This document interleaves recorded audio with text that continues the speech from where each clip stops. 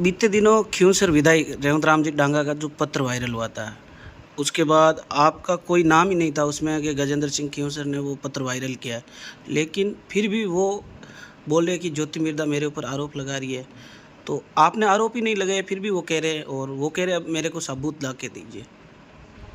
हाँ, ये उस बड़ी अचंभे वाली बात है क्योंकि जब मीडिया के सामने मेरी बात हुई थी तो मैंने किसी का नाम लिया नहीं था और उसके बाद भी उनके सुपुत्र ने सोशल मीडिया पे एक पोस्ट चढ़ाई और उसके अंदर बोला कि रोकोगे तो काफिला बन जाऊंगा। तो ये तो एक ही चीज़ दर्शाता है कि जब नाम नहीं लिया और आप अगर स्टेटमेंट दे रहे हो तो भाई चोर की दाढ़ी में तिनका टाइप की बात लगती है, तो लोगों ने कयास लगा लिया होगा कि भाई इनका ही नाम है। और रही बात कि उनका ये कहना कि सबूत लेकर के आए, सबूत दे। देखिए, पार्टी का एक डिसिप्लिन होता है, उसके अंदर जो सही प्लेटफॉर्म होता है उसके ऊपर किसने उसको, दो अलग अलग इसके अंदर तथ्य हैं। एक है कि वो लेटर लीक कहाँ से हुआ और दूसरा ये है कि उस लेटर को वायरल करने में किन लोगों का हाथ था। और इसके पीछे जो राजनीति है वो जिस सही प्लेटफॉर्म पे बतानी है पार्टी के अंदर वो हम बता चुके हैं और वो लोग उससे संतुष्ट भी हैं। तो अगर पार्टी अलाउ करेगी तो जो सबूत हमने उनके सामने पेश कर रहे हैं वो सबूत आप लोगों के सामने भी पेश कर देंगे। कल उन्होंने एक इंटरव्यू भी दिया, उसमें उन्होंने कहा सबूत मेरे पास है, किसने वायरल किया? नहीं, उन्होंने बोला है, मैंने फिर बताया कि उन्होंने बोला है कि पता किसने लीक किया ये सबूत मेरे पास है। लोगों के नाम है मेरे पास। हाँ, लीक करने वालों के नाम। तो ये क्या चल रहा है? जिन्होंने किया उनके भी नाम बताए। तो ये क्या चल रहा है अभी पूरा खियूंसर में? देखिए, मैंने पहले भी बताया था कि ये एक बहुत ही दुर्भाग्यपूर्ण मतलब जिसको कहेंगे घटना है। एक एमएलए है, फर्स्ट टाइम एमएलए है, जिनको उन्होंने कहा है कि भाई इनको इतना एक्सपीरियंस नहीं है। वो ठीक बात है, लेकिन अगर वो अपनी बात अगर मुख्यमंत्री के पास में मौखिक रूप से बोलना चाहें या लिखित रूप से देना चाहें, ये उनकी, वो अपने अधिकारों में कर रहे हैं जो काम कर रहे हैं। अब वो कैसे वो पोर्टल पे चढ़ गया और वहाँ से लीक हो गया, वो हो सकता है ह्यूमन एरर भी हो, ठीक है, हम उसके बारे में भी नहीं बोलेंगे। लेकिन राजनीतिक रूप से अगर आप पार्टी के एमएलए को कमज़ोर करने का प्रयास करते हैं तो मैं समझती हूँ कि ये पार्टी के साथ में एक बहुत बड़ा धोखा हो। तो इसमें किसी का नाम लिए बिना मैं ये कहूँगी कि भाई किन लोगों को आज की तारीख में फ़ायदा है जो रेवत डांगा जी को अगर स्थापित नहीं होने दे। तो ये आपका जो सवाल है उसका जवाब मैं इस सवाल के रूप में देना चाहूँगी कि कौन वो लोग हैं जो रेवत डांगा जी को स्थापित नहीं होने देने में अपनी राजनीतिक रोटियां सेकेंगे। और यहीं पे आपको इस पूरी चीज़ के बारे में पता चल जाएगा।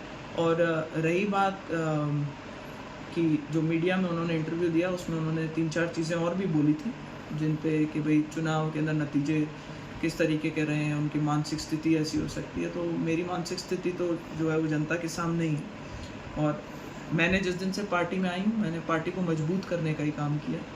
और आप चाहे कहीं भी देख लें, चुनाव से लेकर के एमपी इलेक्शन से लेकर के बाई इलेक्शन तक हर जगह यही प्रयास किया है कि भारतीय जनता पार्टी मजबूत हो, हम जीत करके निकलें। बहुत से लोगों के सहयोग के साथ में हमने खियूंसर का चुनाव जीता।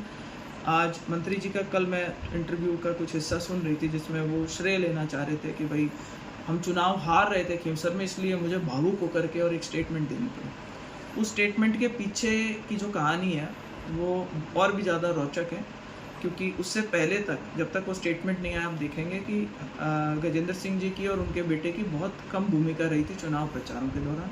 पार्टी के नेताओं का दबाव पड़ा तब उन्होंने एक्टिव होकर के मदद करी और उसको भी बाद में जिस तरीके से उन्होंने भुनाने का प्रयास किया कि दो समाजों के अंदर की सब आपकी वजह से नहीं जीते, उन्होंने एक बहुत ही करेक्ट कॉन्फ़िगरेशन देते हुए बताया कि 15% जाटों के वोट उनके साथ थे और बाकी खिलाफ थे और ऐसी परिस्थिति में अगर हम आगे नहीं आते तो चुनाव नहीं जीतते। तो ये मुझे लगता है कि जहाँ एक समाज का अच्छा सहयोग रहा है रेवत डांगा जी को, वहाँ पे ये कहना कि सब केवल 15% ही लोग थे और इसलिए मुझे आकर के और ऐसा बयान देना पड़ा, मैं समझती हूँ कि एक गलत तरीके की सोच। उनसे पूछा गया था कि आपने आपके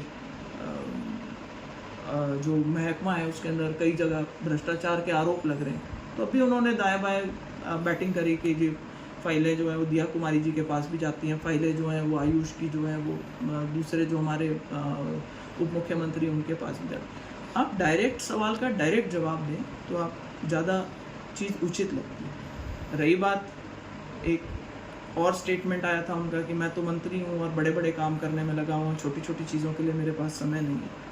तो मैं तो इतनी रिक्वेस्ट करना चाहूँगी कि आप हमारी पार्टी के बहुत सीनियर नेता हैं और हमारे कार्यकर्ताओं की छोटी छोटी उम्मीदें होती हैं। बड़े बड़े काम आप कर रहे हैं, बहुत अच्छी बात है, लेकिन जो कार्यकर्ताओं की छोटी छोटी बातें उन पर भी ध्यान दें, जिससे कि उनकी रोज़मर्रा की ज़िंदगी में अगर कहीं दिक्कत आ रही है तो सरकार का उनको भी सहयोग मिल सके। ये मेरी एक रिक्वेस्ट रहेगी। सर